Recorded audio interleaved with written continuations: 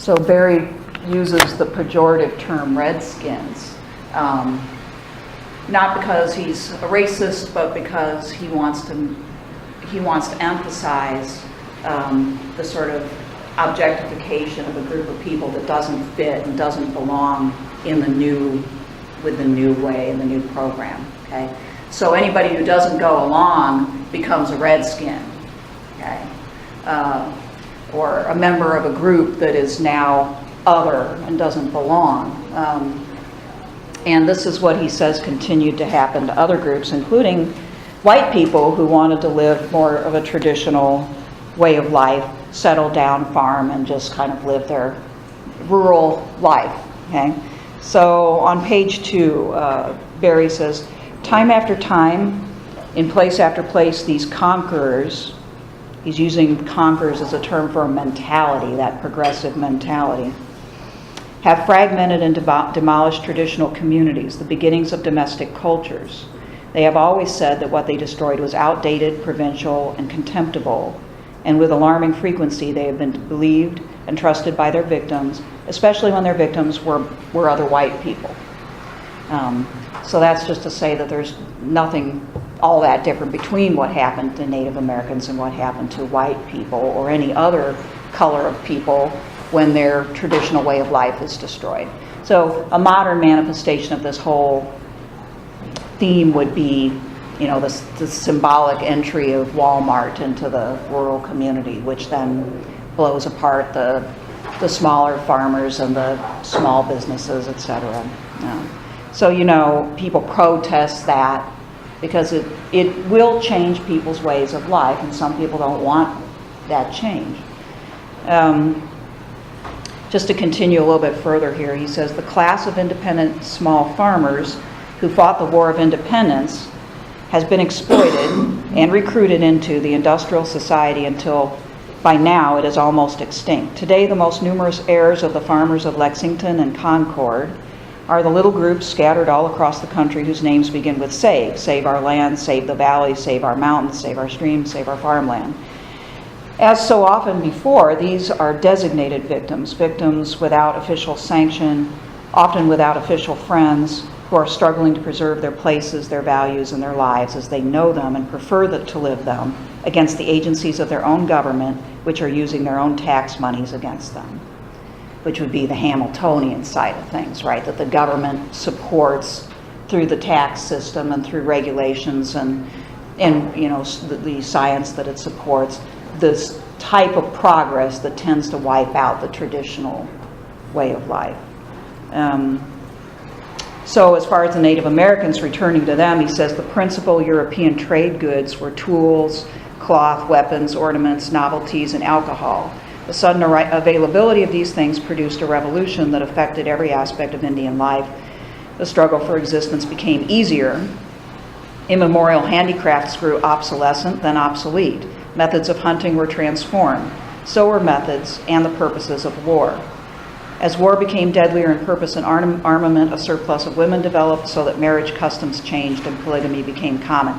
So that all of these things spun out and changed their values and their way of life is what he's saying. Okay? And thus destroyed much of their culture. Okay? And the same sort of thing is he's saying is happening to rural life amongst white people and other people. Okay? So I get, what would this amount to? Like knowledge that people used to have about how to do certain things, like the farmer that Pollen mentions. Most people don't even have that knowledge anymore. Knowledge of how to be independent, which is what Berry places a lot of emphasis on, is this loss of independence.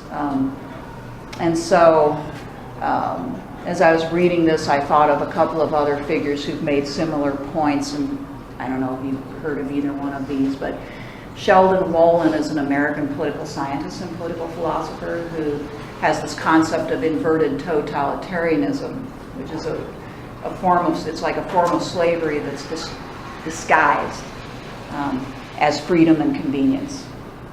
And he makes the similar point to Jacques Ellul, who's a French philosopher, that technology makes people feel the convenience, you might say, and the efficiency, which is assumed to be better. Then if you take a look, kind of like what Pollan says, if you take a look and ask yourself who's actually controlling whom, right? And Pollan ironically argues that the corn is controlling people.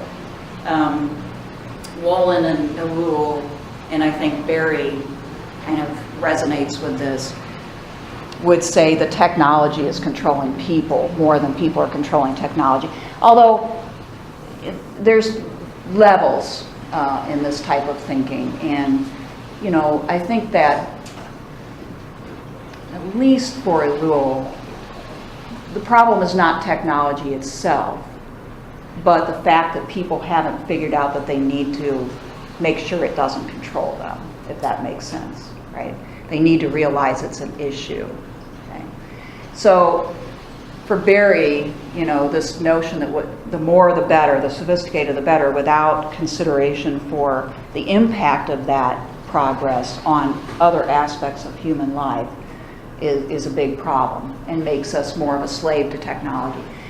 This is why I think he goes to the great extent that he does to avoid electricity and things like that. I think it's a statement more than anything else.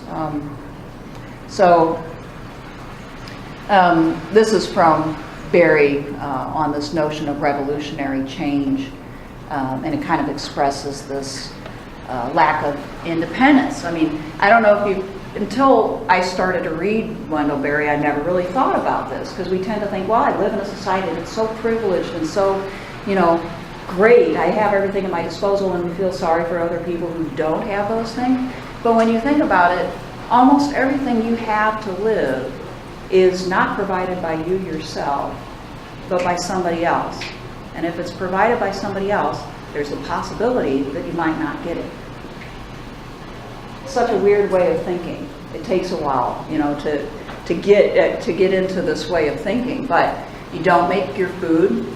You don't even get your own water. Your water comes out of a tap and is supplied by your municipal government. You wouldn't know how to make your own clothes, right?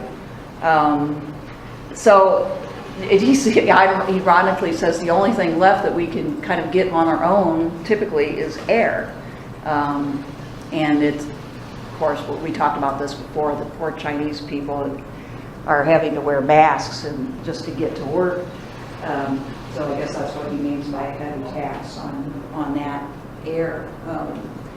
So, independence for somebody like Berry means taking as much of this back under your control as possible. Okay?